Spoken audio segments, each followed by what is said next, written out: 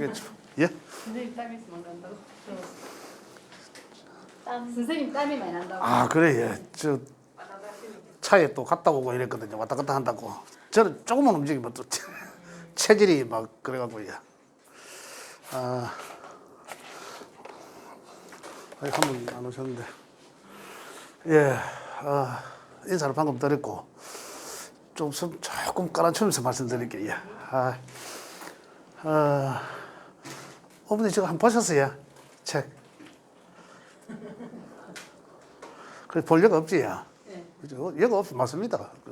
제가 알고 여쭤봤습니다. 지난 시간에 제가 이제 드린 말씀은,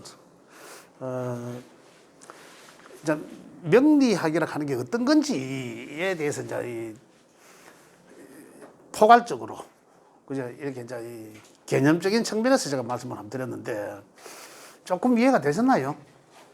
우리 선생님은 이해하실 테고, 조금 어떠세요? 이해 좀 어머니 이해 좀 처음 들으신 분들이 좀 이해 좀 어떻습니까? 명리학이 이런 게 명리학이구나. 예, 간단하게 또 말씀드리면은 오늘은 이제 음양론에서 이야기를 할 차례인데요. 이제 실제적으로 명리학의 개념적인 걸 떠나서 명리학을 배우기 위해서 알기 위해서는 이제 학문적으로 한 단계 이제 들어가는 이제 그런 첫 단계입니다. 첫 단계인데 그 이전에 명리학이라는 게 그 개념을 확실히 이해하시면 그 다가가는 첫걸음이 굉장히 이해가 빠르기 때문에 제가 말씀드린 거예요. 그런데 이제 간단하게 또 말씀드리면 음양이라는 것도 오늘 할 텐데 그 같은 맥락입니다. 다 음양 오행 다 같은 거예요. 다 같은 맥락인데 옛날에 저 공자가 했는 그 역경은 아시잖아요. 주역이라 했는 거. 주역, 주나라 때 만든 그 주역이. 그 다음에 조선시대에 와서는 성리학이라고 아시죠? 성리학자들 많잖아요. 우리 대구 주변에도 많이 있잖아요. 그러한 학자, 그런 학문들의 기초가 뭐냐면 가장 우리 또 이 명리학이나 이게 근거 있는 학문이 어떤 학문이고 자연학입니다. 우주 공간 전체에 있는 걸 갖다가 하늘을 우주를 양으로 보고 땅을 음으로 보고 음양이라 하거든요. 그래서 천지인 사상이라고 해서 성리학이나 유교에서나 그런 얘기를 하지 않습니까? 같은 맥락인데 그 성리학이나 주역 같은 것이 그 유교 사상과 그다음 우리 동양 철학의 유교 사상과 잘 접목이 돼 있어서 그걸 발판으로 삼아져 있어서 인문학으로서 굉장히 자리 잘하고 있습니다. 사람이 살아나가는 데 있어서의 어떤 그 표본, 교본으로도 하고 있지 않습니까? 그런데 명리학과는 같은 맥락이거든요. 천지 우주의 천지 우주의 그걸 이제 음과 양으로 나누고 그거 천지가 상호작용하면서 그 영향에 있는 모든 생명체는 생장소멸하더라는 거죠. 그것을 이제 음양에서 하늘과 땅 음양으로 분류했고 또 오행으로 나누어진 거예요. 기호로 그냥. 그것을 목화, 토금수로 나누어진 거예요. 그래서 수는 생명을 낳기 이전에 이야기고 가장 응집되어 있는 거. 씨앗을 뜻하고. 그 다음에 화, 수국화에서 화는 만물이 수는 응집되어 있다면 화는 번져나가는 거거든요. 그래서 그게 음양이라. 그 하늘은 우주적 공간은 뭐가 없잖아. 흩어져 있지. 뭔가 뭐라고 딱, 별 뭐 이렇게 얘기는 할 수 있지만은 뭔가 없어. 공간. 허공이란 얘기죠. 바로 그게. 그러나 땅에는 어떻습니까? 지에 오면은 뭔가가 나오잖아요. 형체가. 제가 천수상지수형이라고 이야기하지만은. 그래 항상 그러한 관계 속에서 이 영향을 우리도 받아 나간다는 거죠. 그래서 그 유교 사상이 가장 잘 체계화시키고 학문화되어 있는 게 이런 자연이 돌아가는 게 우주 자연이 돌아가서 거기서 영향을 받는 게 우리 인간들인데 우리 인간들의 이 삶이 그의 흐름과 상생상극하는 관계에 다 있더라는 얘기죠. 그래서 이 사람이 우리가 살아나가는 어떤 하나의 지표로 현재 자연을 보고 내일은 또 어떤 일이 벌어지겠구나, 모레 또 어떤 일이 일어나겠구나 하는 형상들을 미리 예측하는 거거든요. 그래서 옛날에 임금들도 마찬가지로 다 그래 한 거고. 그래서 명리학은 왜 그러냐 하면 제가 지난번에 잠깐 말씀드렸지만 유교적 사상은 전부 인간들이 살아난 네 내가 아니라, 그죠? 우리 인간들, 우리 사람들이 삶에 있어서의 하나의 지표로, 그죠? 그 인문학적인 어떤 그 영향가 있는 그런 학문으로서 니도 내도 다 이래 영향을 받는다는 얘기죠. 공통된 학문이라. 그렇지만 명리학은 어떻습니까? 사주팔자로 하잖아. 네 팔자, 내 팔자 다르잖아요. 그래, 각기 개인한테 포커스를 맞춰 놓은 거예요. 그 차이가 나죠. 그래서 개인 점학처럼 이래 돼 있잖아요. 사주를 보자, 뭐 이래 하니까. 그래, 또 이제 조금 미화한다면은 개인한테 맞는 인문학이라는 얘기죠. 그렇게도 표현할 수 있는 거거든요. 그래서, 그게 이제 가장 접근하는 게 뭔가 하면 자연에서 일터라는 거죠. 그리고 오늘 지금 할 책이 이제 음양인데, 음양론만 해도 과거에는 이제 음양론이 따로 있고, 또 오행론이 따로 있고 이래요. 그래서 지금은 어떻습니까? 이게 다 음양 오행이 같더라 했었거든요. 그 같은 영향, 음양이 따로가 아니고 오행 안에 음양이 있고 음양 안에 오행이 있다는 얘기예요. 이제 이걸 이제 음양 오행론으로 지금 이렇게 체계해 왔는데, 그래서 저는 이제 지난 시간에 음양론 따로 하고 오행론 따로 하고 이랬는데, 원래는 이래 해야 하는 게 맞죠. 근데 오늘 또 뭐 같이 할지 따로 할지는 모르겠는데, 음양만 해도 분량이 많으니까. 그래서 이해를, 일단 명리학이라는 이해는 그 성리학이나 같은 맥락이라는 거죠. 주역이나 같은 맥락인데, 같은 학문이고 뭐 그래요. 그런데 단지 그 개인 사주 팔자를 져서 생년월일을 가지고 그 사람한테 국한된 거다는 얘기죠. 그러나 이것을 우리가 음양오행론만 놓고 보면 사주 팔자와는 무관하죠. 그냥 우리 사람들이 살아나가는 데 있어서 어떤 지혜를 찾아볼 수 있는 충분한 학문으로서의 가치가 있다는 거죠. 그래서 우리가 거기서 좀 더 들어가니까, 그러면 내한테는 어떤 게 또 낫고, 또 다른 사람한테는 또 어떤 이제 인연이 또 다르다는 얘기죠. 거기서 그게 이제 분류된다는 거지. 그와 자연에서, 천지 우주의 자연에서 영향을 받는 거 보면 우리는 사람이 내일이나 이제 이 모레나 미래를 예측할 수 있다라는 거거든요. 이제 그런 측면에서 다른 게 별개라 점을 치고 하는 게 아니라, 자연이 변화, 우주 자연이 변화하는 그런 어떤 이치를 보고, 그죠? 이치를 보고, 그러면 우리가 내일은 또 내년에는 어떤 일이 있을 수 있겠다라는 걸 이제 미리 예측해보고 이제 하는 그런 이제 그것을 이제 배우는 이제 학문이다. 이제 이래 이해를 하시면 어디서 자연이 변하는 것을 보고 이거거든요. 그래 그걸 이제 이해를 하시면 된다는 얘기죠. 그래서 지난 시간 한 얘기가 뭡니까? 하나의 생명체가 자라났어. 나무에 씨앗이 자라났어. 자라려고 하면 태어났어. 그죠? 뭔가 형체를 만들어서 씨앗 안에 그게 뭔지는 모르잖아요. 저기 저기 자라서 사과가 열릴지 배가 열릴지 씨앗은 모른다는 얘기예요. 그러나 거길 지 혼자 자발적으로 자랄 수 있습니까? 자연에서? 도저히 없죠. 조건이 맞죠. 환경이. 그 환경은 물도 있어야 되고 열도 있어야 된다는 얘기죠. 그 우리가 하는 얘기는 뭡니까? 수도 있고 화도 있고 이런 그 오행으로 자연을 오행으로 나누고 그것도 기호로. 그러다 보면 이제 세상이 돋아났어. 그런데 이게 또 자라려면 또 꽁꽁 환경이면 되겠습니까? 안 되잖아. 그 태양이 있어야 된다는 얘기죠. 그래서 자라는 생명체는 태양이 없으면 캄캄하니까 전혀 앞을 볼 수가 없다. 그죠? 그래서 태양이 있어야지 된다는 거거든요. 그래서 이걸 이제 사주 속에 목이 있고 화가 없나, 이제 이렇게 이제 들어가는 거죠. 개인한테는. 그죠? 이제 그렇다면은 사주를 딱 열어보니까 오행이 있더란 얘기죠. 사주를 딱 보면 목, 화, 토금, 목이 몇 개, 화가 몇 개 이리 나와 있습니다. 그렇다면은 뭐가 없는 게 있을 거고 또 다 있을 수 있는 게 있고 지나치게 많은 게 있을 수 있고 그러면은 나무가 지나치게 뜨거우면 환경이 어떨까요? 나무가 타거나 마를 거 아닙니까? 그러면 가림막을 쳐두든지 물을 더 보충해 주든지 이게 자연이잖아. 그죠? 이걸 우리가 이제 찾아내는 거라. 우리가. 그냥 자연이 그런데, 그럼 우리 사주팔자 속에 자연을 갖다 놨다는 말입니다. 오행적으로 표시해 놓은 거거든요. 그리고 거기에서 우리가 필요한 게 뭘까? 내 팔자는 뭐가 필요하고, 네 팔자는 뭐가 나오잖아요, 이제는. 근데 그것을 찾아서 우리가 그러한 내게 없는 기운, 또 부족한 기운, 그죠? 그게 이제 뭔지를, 그게 또 어떤 인연인지를, 그 이제 분석을 해서 우리가 해석하는 방법을 이제 배우는 거니까, 그죠? 그래서 그러면 내게 부족한 거는 좀 더 내가 그런 기운을 챙겨야 될 것이고 내 주변에 그런 인연들이 또 없다는 얘기거든. 그럼 그런 인연들을 찾아서 내가 챙겨야 되고 또 만약에 내 과하게 있다면 그럼 과한 것은 또 오히려 내가 좀 버려야 되잖아. 그러한 것들을 이제 찾아 읽는 게 명리학이라는 그런 이제 과정에서 이제 음양부터 배워 나간다. 이렇게 이해를 하시면 되겠습니다. 자, 지난 시간에 조금 있다가 제가 뭐 하는 과정에서 잠깐 한 5분 정도는 휴식 시간이 있을 텐데 그때 가서 이제 우리 핸드폰에 그 앱을 하나 깔아야 됩니다. 그 만세력이라고 저 선생님들 다 갖고 계시거든요.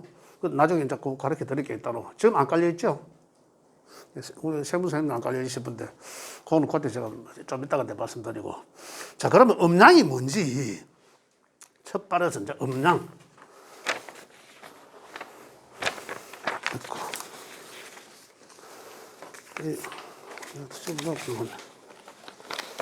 음양이 뭐냐?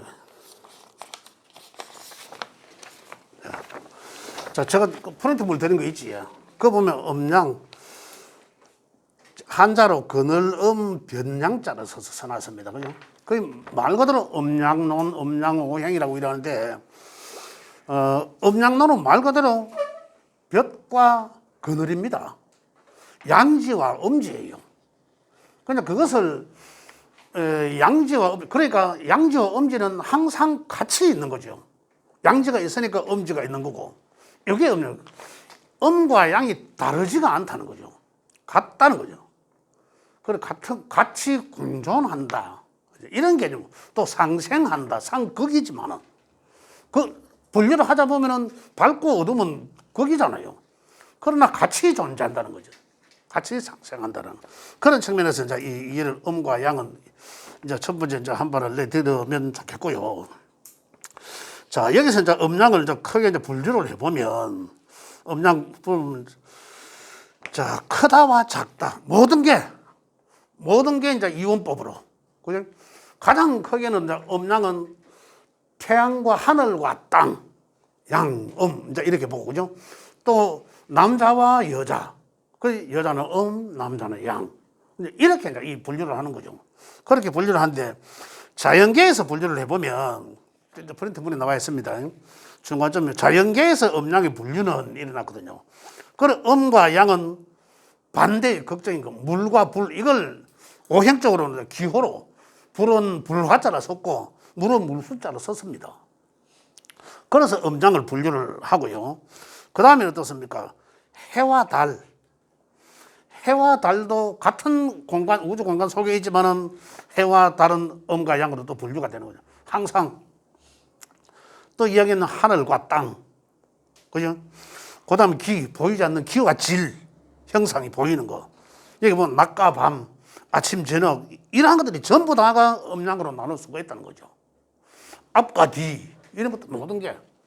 이제 이러한 측면에서 음양을 구분할 수가 있어야 되고, 그 다음에 정신적인 음양 구분법은 양은 가볍다.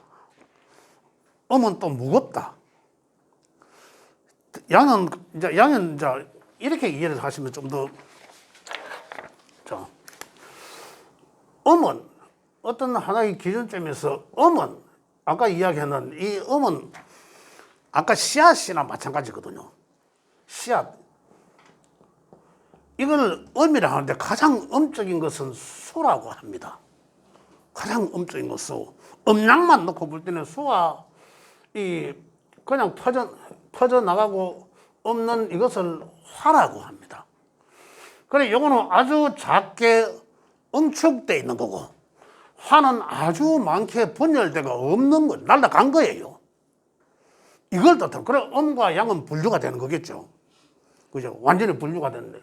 그다음 이 음양이 자꾸 이제 반복되는 거라. 음양이 반복되는, 낮과 밤이 반복되고 계속 이것이 움직이면서, 음양이 움직이면서 모든 게 화한다. 우리 사람들도 음양이 운동성 속에서 화한다라는 거거든요.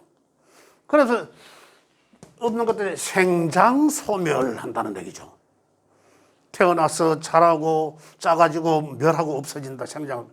이게 이제 그걸 다시 기호로 만드니까 수와 화는 만들어졌는데 음양이니까 다시 목과 금이 만들어진 거예요. 이게 이제 음양오행론으로 접어드는 건데, 우선 음양을 구분하려고 하니까 정신적 음양은 이렇게, 정신적인 음양은 어떤, 그래서 이걸 놓고 보면 한번 보겠습니다. 이게 이제 이거는 음의 대표적인 것이고, 이게 양의 대표적인 것이죠. 그냥 음은 물이라 했지 않습니까? 물이 착 가라앉아 있다, 이런 얘기고, 이거는 아주 가볍다, 무겁다, 이제 이렇게 볼 수 있고. 그럼 이거는 굉장히, 이 음이라 하는 것은 여기 있습니다. 양이라 하는 것은 굉장히 활동적이다. 막 번져 나가려고 막 올라가려고 하는 어떤 이런 그런 상승하는 그런 기운들, 그런 것, 정신적 그런 기운들을 양이라고. 안 그러고 도로 쭈그려 들라 하는 거, 다시 원위치로 응집돼 들어가려고 하는 이런 기운. 그러니까 음에서는 튀어나가려고 하는 기운을 양이라 했고, 나갔다가 다시 들어가려고 하는 놈을 음이라 한다는 얘기죠. 이 기운이. 내가 아침에 집에서 어디 볼일 보러 나가야 되겠다 하는 마음 먹는 순간부터 나가는 것까지 양이죠.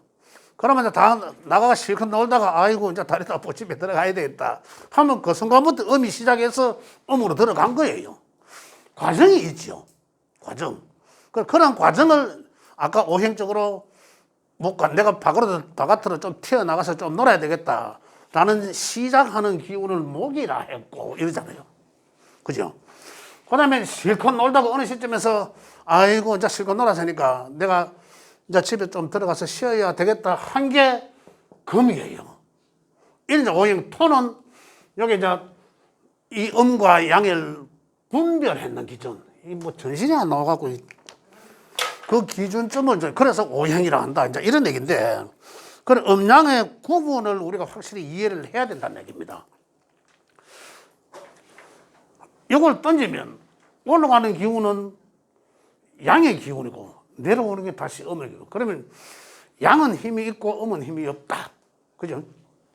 양은 굉장히 활동적이고 음은 비활동적이고 소극적이다. 적극적이고 소극적이다. 이런 얘기. 그죠? 또 수동적이고 능동적이다. 이런 거. 다 그렇게 이제 이 음양을 이해를 하시는 음양의 기본 성질. 자, 이럴 때 우리 사주 속에 그렇다면 여기서 음양은 이거 두 개가 양이고 이거 두 개가 음이었지 않습니까? 그죠? 그러면 사주 속에서 음이 많을 수도 있고 양이 많을 수도 있잖아요. 그러면 양이 많은 사람은 성격이 어떨까요? 활동적일 것이다. 튀나가고 놀라 하는 공간이잖아요. 정신적 구간이. 음은 들어가서 쉬어야 되겠다라는 거잖아요. 이게 이제 성질이 음장만 봐도 사주만 딱 열어보면 아, 음이 맞네, 양이 맞네. 그 사람은 이미 기본적인 성품은 성향은 나온 거예요. 그럼 거기 99%는 맞습니다. 혹시 한 사람 안 맞은 사람이 있으려고 몰라. 외에는 99% 다 맞아, 성향이. 자, 그 다음에 그래서 성향을 분석한다는 거죠. 그러면 지나치게 양이 많고 지나치게 극단적으로 음이 많으면 과정이 없어. 그럼 어떡할까요? 그 사람한테 필요한 게 또 있어야 될 거 아닙니까? 적절히 조절해 주는 거. 사주 8가지의 기본 우리 자연은 이제 5개의 어떤 기호로 나누어놨지 않습니까? 5개의 원소가 있다. 이것들이 상호작용하더라. 이거거든요. 그 상호작용이 우리가 이제 여기서 음양오행론에서 한 단계 더 나가면 상생상극론이라고 나오는데 그거거든. 그러니까 음양, 오행, 상생, 상극이 이게 자연이 움직이는 법칙이에요. 이게 그 정해진 틀에서 움직이더라는 거지. 그래 메커니즘이 있다 이거라. 자연이 돌아가는데 그것만 우리 읽어내고 찾아내면은 명리학이 안 어렵다는 얘기죠. 그것만. 그 원리를 잘 이해하자는 얘기죠. 그런데 그걸 원리를 이해 안 하고 메커니즘을 이해할 생각 안 하고 그냥 책 보고 독학하고 막 이래 하려 하니까 진짜 뭔가 찾을 수가 없어요. 너무 어렵게 느껴지고 또 찾아봐도 갈수록 더 어려운 것 같고 그 근본은 어디에 있다? 자연의 음양의 조화, 음양의 변화 여기에 근본이 있다. 그 음양오행의 상생상공론이거든. 그것만 우리가 처음부터 하나하나 잘 이해해 나가시면은 명리학이 정말로 우리가 한 시간씩 짧게 하지만은 굉장히 쉽게 우리 선생님들 이해하면서 접할 수 있다는 얘기입니다.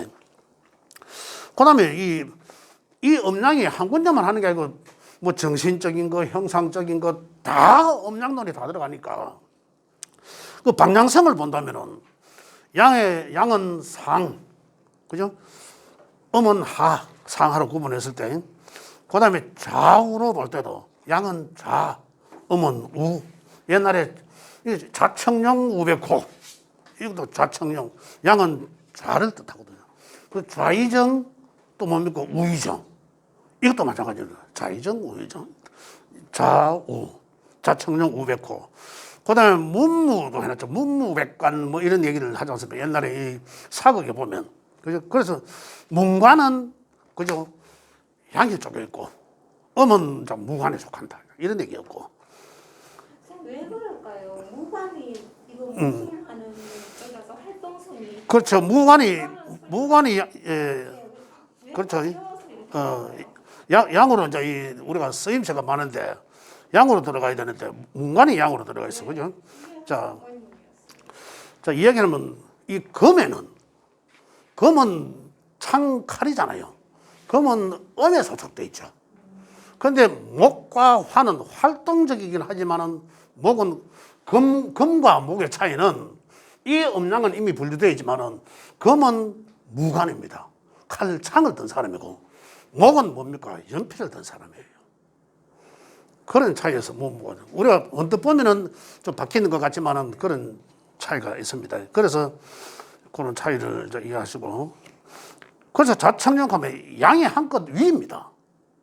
양이 옛날 조선시대 그 사극에서 보면 이제 양이 위다 이제 이런 얘기도 보면 되고, 그 다음에 뭐 바깥과 안, 출입, 앞뒤, 전진, 뭐 후퇴, 높낮이, 뭐 상성, 하강, 그죠? 온다 간다 이런 이제 다 이해를 하실 것 같고, 그 다음에 이제 이 사람으로서는 이제 우리 음양으로 분류한다면은 가장 기본적으로는 남과 여자나요.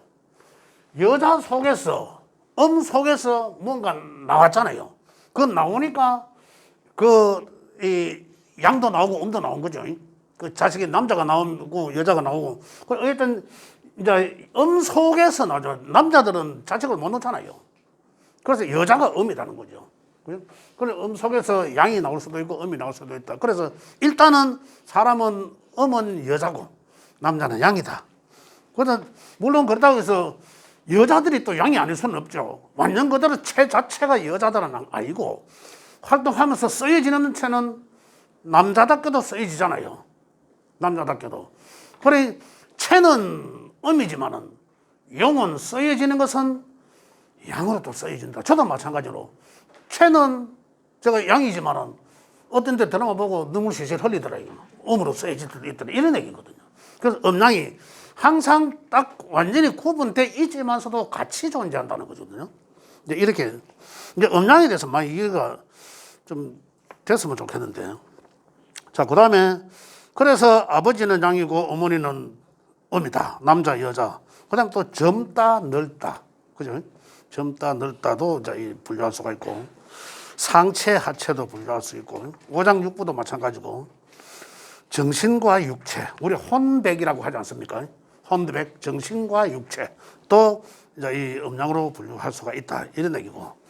그 다음 여기 보면, 뭐 날섬, 덜섬, 뭐 동작, 정지, 이거는 아시겠지 않습니까? 따로 말씀 안 드려도 아시겠지만. 삶과 죽음, 이 뭐 살아있다는 자체가 일단은 그거죠. 양에 속하고 움직일 것이다. 자, 우선 예. 자, 지난번에 갖고 계실 거예요. 전 하나씩 들었는데. 이렇게, 그래, 어느 한 곳 없이 다 거기서 음과 양을 우리는 분류할 수 있어야 된다. 이 말입니다. 그죠? 그렇게. 알고 보면 뭐 실제적으로 되게 어려운 상황은 아니다. 그런 얘기고. 자, 그 다음에 요 밑에 가정의례, 뭐 예절상. 자, 예절에 있어서의 또 음양을 어떻게 구분할까. 이런. 그 윗사람은 양이다. 그래서 윗사람을 어떤 쪽에 좌측에 놔. 그죠? 상좌라, 상좌. 그래? 그렇게 되는 거예요. 나오네. 남자가 이제 위로도 보고. 지금은 남자가 위로, 이 과거의 학문입니다. 남자가 위로. 지금은 여자가 상사일 수 있잖아요. 그렇잖아요. 그건 체화형이 다르기 때문에 그 용을 써줘야 되는 거라. 여자가 상사인데 여자가 아래라고 오른쪽에 보내고 내가 왼쪽에 아니 이런 건 아니고, 만약에 상사가 앞에 가면 나는 어디에 따라가야 됩니까? 그러면은 우측 좌측에 가면 안 되잖아요. 그럼 우측의 뒤에서 따라가야 되는 거다. 이제 어떤 이런 것도 이제 있다. 그다음 뭐 좌우 청흥 홀수 짝수. 그래서 항상 음양은 자 음은 홀수고 아니지 맞지? 음이 홀수고 양은 번지는 거잖아. 그죠? 맞죠? 음은 홀수고 여기서에는 홀수가 양으로 되어 있어요. 홀수가 그렇죠. 홀수가 양수죠. 홀수가 양수고 음수가 짝수 맞아요. 이 짝수 이 또 헷갈리는 게 뭐 있냐면 하도낙서에 보면 그 하도낙서 수의 오행적인 것을 보면 음양을 보면 이게 수가 1이에요. 음이. 그 다음에 화는 분열되어 있으니까 2를 써요. 숫자로. 이게 음양이라. 그래 홀수 짝수하고는 또 헷갈리잖아. 그래 요거는 음양으로 놓을 때 숫자 개념을 볼 때 1과 2가 이렇게 음과 양으로 분류되고 3을 낳고 3은 목에 들어가잖아요. 38목이라 하거든. 38목이라서 3은 시작. 그래 여기에서 음과 양이 1과 2가 상생하여 화하고 3을 낳는다는 거죠. 3을 만들어낸 거예요. 새롭게 없는 데서 만들어졌다는 3이거든. 그 다음에 이제 4는 금이다. 사구, 금, 이렇게 나고. 5, 공이 토고.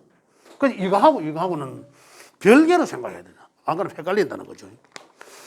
그래서 음양이, 태극 노래도 나오지만 음양이 이제 조화가, 이제 음양이 움직여서, 여기서 나오잖아. 음양이 움직여서 새로운 것을 만들어내고 화하고, 이렇게. 이게 나옵니다. 그 다음에 음양의 관계는, 보면 음양의 상대적 속성과 심리적 성향이 일어났는데, 음양의 관계는 호롱불 논리로 설명하면 되는데, 이게 나중에 시간 관계상 제가 설명을 한번 드릴게요. 자, 양은 발산하고, 밝고 환하고 적극적이고, 음은 억제하고 어둡고 조용하고 소극적이다. 그리고 하나의 어떤 사물이나 행동이나 어떤 기운이나 뭔가 기준이 있다면 그것이 반드시 음과 양이 같이 공존하더라. 이렇게 이해를 하시면 되고요. 그 다음에 양은 발산하고자 하는 그러한 마음, 음은 억제하고자, 아까 말씀드렸죠. 음의 기본은 아까 이 안에서 이 수축대가 자기 것을 보존하려고 자꾸 지키려고 음은. 그죠? 그 다음에 이 양은 그 자리에 멈추지 않고 튀어나가려고 하는 거. 그래서 보수와 진보는 양이고, 가만히 있죠. 굉장히 적극적이고, 그렇죠. 진취적이고, 보수는 그것을 지키려고 하고, 그 자리를 나가서 움직이지 않고. 그래, 이 정치적인 거하고 빗대어서 좀 죄송합니다만, 우리가 음양을 구분하는 데 있어서 진보하는데, 진보들이 만약에 이 골기할 때는 어떻습니까? 굉장히 적극적이고, 투쟁적이고, 막 이렇지 않습니까? 아무도 못 갈봐. 그런데 보수들이 할 때는 어떻습니까? 안 움직여요. 머리로만 하고 싶은 거라. 내가 튀어나가도 거기서 그렇게 격렬하게 하지는 못해. 그게 뭘까요? 이것 때문에 하는 거라. 이 논리 때문에요. 그럼 보수적 성향을 가진 사람들은 어떨까요? 이 금수, 우리 오행상 금수의 기운이 많으면은 그 사람들이 바로 성향 자체가 진보 보수가 아니라 자체가 그것을 많이 움직이지 않고 많이 활동하지 않고 그것을 그냥 적정하게 하려고 하는 거죠. 머리를 쓰려고 하는 거죠.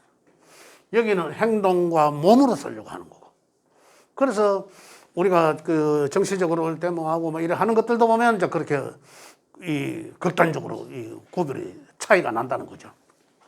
그래서 성향이 완전히 다를 수도 있다. 그렇지만 그 사람들이 볼 때는 만약에 성향이 다가 내가 그 사주를 열어봤을 때 생년월일을 탁 뚜껑 열어보니까 금과 수기가 많더라. 그러면 그 사람 성향 자체는 아주 보수적이에요. 그렇지만 지모 쪽에서 활동할 수 있잖아요. 그 물이 어울려서 있거든요. 근데 체형이 다를 뿐이지. 그러나 근본은 여기 있다는 거죠. 마찬가지로 이쪽에 있는 사람들도 마찬가지지. 굉장히 활동적이고 적극적이고 막 몸으로 하고 막 극단적일 것 같으면서도 그 사람은 별로 안 움직이려고 해. 그래 목화의 기운이 많은 사람들은 막 싸대고 막 해요. 왔다 갔다 하고 분주하고 바빠. 근데 옆에 이제 좀 조용하게 차분하게 있는 사람들 보면 나도 저리 좀 쉬고 싶은데 부러워한단 말이에요. 또 반대로 이쪽에 있는 사람은 어떨까요? 대리만족한다고. 나는 저래 뭐 하는데 막 나서서 뭐 하는데 저 나가고 저렇게 하거든. 야, 그것도 대리만족할 수 있다는 거죠. 서로 극단적 반대인 것 같지만 서로 잘 보완하면 좋아질 수도 있다는 얘기죠. 그렇게 이제 음양을 구분할 수 있고, 예. 만약에 수기운이랑 목기운이랑 반반 정도 있으면 그런 사람들은 반반 있으면 내적 갈등이 심한 거예요. 반반이 있으면 좋은 거죠. 조화 이게 음양의 조화가 잘 맞아야 된다는 거거든요. 자, 그러면 이제 나온 김에 이제 말씀드리자면 생년월일을 딱 열어보면 사주 8글자가 나오잖아요.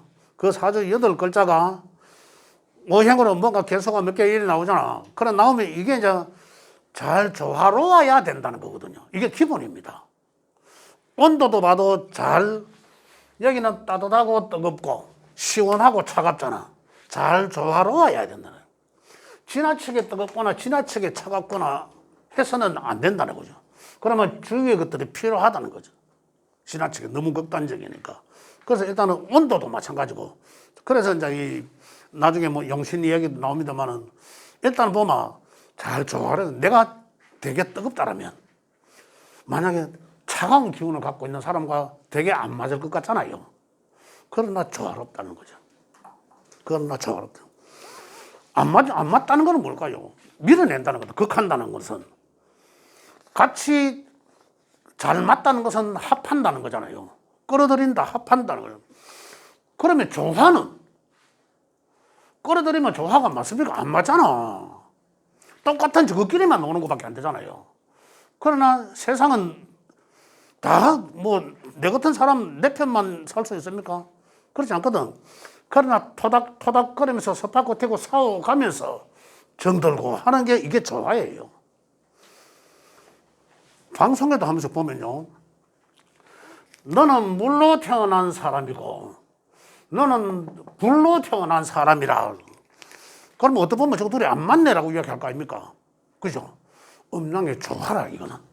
그런데 문제는 뭐냐? 서로 안 맞으니까 토닥토닥 싸울 수는 있죠. 이거예요. 그러면 전체적으로 볼 때 이 조화가 잘 맞다. 이렇게 되는 거죠. 그러면 또 싸우면서도 정든다. 이런 거죠. 자, 그렇게 이제 음양을 분별을 할 수 있다. 자, 그 밑에 보면 목화가 뒷장이죠. 목화가 금수를 만나지 못하면 성장만 하여 열매를 맺지 않으니 평생 배워서 활용하지 못하고 금수가 목화를 만나지 않으면 여기 금과 수입니다. 목화를 만나지 않으면 성장해 본 적이 없으니 가지고 있는 것만 잘 지키고 살려고 한다. 지키려고 한다. 그래 목화는 금수를 만나야 열매를 맺고 결과를 맺고 한다는 얘기죠. 배워서 써먹는다는 얘기고. 그죠? 그래서 목화는 금수를 만나야 돼요. 금수는 목화를 만나야 된다는 얘기예요. 이게 조화로워야 된다. 이게. 그게 이제 양과 음을 이제 조화로워야 된다. 이런 얘기입니다. 자, 그 밑에 보면 또 양에 해당하는 남성은 시끄럽고 좀 분주한 그런 성향이고 두루두루 통하는 지식과 경륜을 사태 세밀성이 없다. 양기는 그렇다. 이런 얘기입니다. 그 다음에 여성은 음입니다. 여성은 조용하고 꼼꼼하고 세밀하지만 두루두루 알려고 하는 마음이 부족하다. 그래서 소극적이고 굉장히 정적이고 그 다음에 이 비탄하고 침울하고 뭐 이런 이제 이렇게 이제 표현을 해놨습니다. 대인 관계에도 적극적이지 못하나 실속이 있다는 거죠. 금수, 음기죠. 여기에는 목과 화는 굉장히 적극적일 거 아닙니까? 목기나 화기는 세상이 밝은 곳에서 사니까 어두운 곳으로 들어가 쉬고 싶으려고 하는 사람들한테 대인관계가 원만하겠습니까? 근데 들어가서 쉬어야 되는데, 그죠? 원만할 수 없다. 그래서 소극적이다. 여기 사람은 어떻습니까? 굉장히 막 대인관계를 원활히 하려 하겠지요. 그러나 실속이 없다. 이건 너무 실속적이고 이런 얘기들입니다. 이렇게 이제 음양을 분별할 수 있다는 거죠. 자, 이렇게 해서 결론은 양과 음은 상호 보완작용하기 때문에 양은 음을 만나야 하고 또한 이제 음은 양을 만나야 된다는 이건 이런 이야기입니다. 그래서 음과 양은 어느 한 곳이 우리가 이제 명리를 배우는 가장 기본이지만은 음양을 잘 이해를 하셔야 된다고. 이 음양 안에 또 오행이 다 있다는 거죠. 그런 측면, 그거는 이제 좀 더 진도 나가는 건 이제 다음 시간에 하기로 하고, 혹시 지금까지 음양론에 제가 빠르게 뭔가를 이해 좀 시켜드리려고 하긴 했습니다만, 혹시 질문할 거 있으면 받고 전반전은 마무리하도록 할게요. 여기 여자가 양의 사주를 가지고 있으면 삶의 질이 좋다고 보셔야 되는데. 여자가 어떻게 다시 한번. 또 남자가 양의 사주를 갖고 있으면 매우 분주한 삶을 살게 될 것이고 여자가 양의 사주를 갖고 있으면 삶의 질이 좋다고 볼 수 있다. 나는 지금 어느 쪽을 이야기하는지 몰라가지고. 이 페이지에 예. 여자가 양의 사주를 가지고 있다면 삶의 질이 좋다고 볼 수 있다. 아, 그렇죠. 이게 음양이 좋아라는 얘기라. 이게 좋아. 음양이 좋아라는 얘기죠. 결국 예. 자, 남자가 양의 사주를 가지고 있다면 매우 분주한 삶을, 남자가 안 그래도 양의 기운인데 또 양으로 쓴다면 어떻습니까? 너무 분주하기만 하고 실속은 없다는 얘기고, 여자는 음을 채로 타고 태어났는데 음적으로 살면 또 어떨까요? 너무 소심하고 세심해서 삶의 질이 떨어진다는 얘기죠. 그래서 양은 음으로 살고 음은 양으로 사는 게 삶의 질이 좋아진다. 이게 음양이 조화로워야 된다. 이런 얘기입니다. 예. 그 목화가 금수를 보고 이제 만나잖아요. 예. 만났는데 금수가 너무 많은 거예요. 목화 하나에 보고 금수가 셋이잖아요. 근데 또 그 진토하고 술토가 또 있거든요. 이게 또 충이잖아요. 예. 그러면 이게 목은 날아가는 거예요? 자, 예. 자, 말씀을 드리면, 자, 여기 이제, 아까 이제, 좀 나왔으면 좋겠는데, 참 안 나오네. 예? 아까 여기는 목이라 했고, 여기 화라 했고, 여기는 음에, 그죠? 음에 수라 했잖아. 양. 그럼 여기 이제 금이 되고, 그죠? 금이 되는데, 목화가 금수기를 만나면, 그죠? 그래, 음양으로서는 이게 따진다면 이게 이제 양이고 이게 음이 되는 거죠. 아까 말씀드렸잖아요. 음과 양에서, 음과 양의 대표적인 것에서 음양의 운동성으로 새로운 생명체를 만들어냈고, 화하여, 그죠? 그 다음에 이제 또다시 여기서 이제 뭔가 이 결실을 찾아내야 되니까 생장소 쪄가지고 멸한다는 거죠. 음양에서 다시 새롭게 자라나려고 하는 것을 양이라 했고, 여기서 새롭게 들어가는 것을 음의 운동성이라 했잖아요. 그런데 음양이 잘 조화로워야 되는데, 만약에 음과 양은 서로 극하는데 한쪽의 성향이 강하더라, 이런 거 아닙니까? 그래 되면 어떻게 되나 이거죠. 한쪽의 성향이 지나치게 강하면은 반대쪽에 있는 것은 어떨까요? 성질이 죽어들죠. 죽어들면, 자, 내가 숙인데, 숙이가 많은, 아까 말씀드린 것처럼 수로 태어났는데, 화가 온 전신이 식구들이 다 화들 안 나만 쓰고, 누가 참아야 될까요? 누가 참을까요? 화기가 시끄러워 떠들어가 수는 꼴랑 뭐해. 허패 뒤비지지만은 잘 참아요. 또 음들은 참는 방법을 알아. 그걸 가만히 있으면 되거든. 또 다물고 이게 의미거든요. 근데 야들은 만약에 여기가 많아가지고 여기가 적다면 어떨까요? 에이씨 하고 튀어나와 봅니다. 이런 관계가 생깁니다. 그래 이제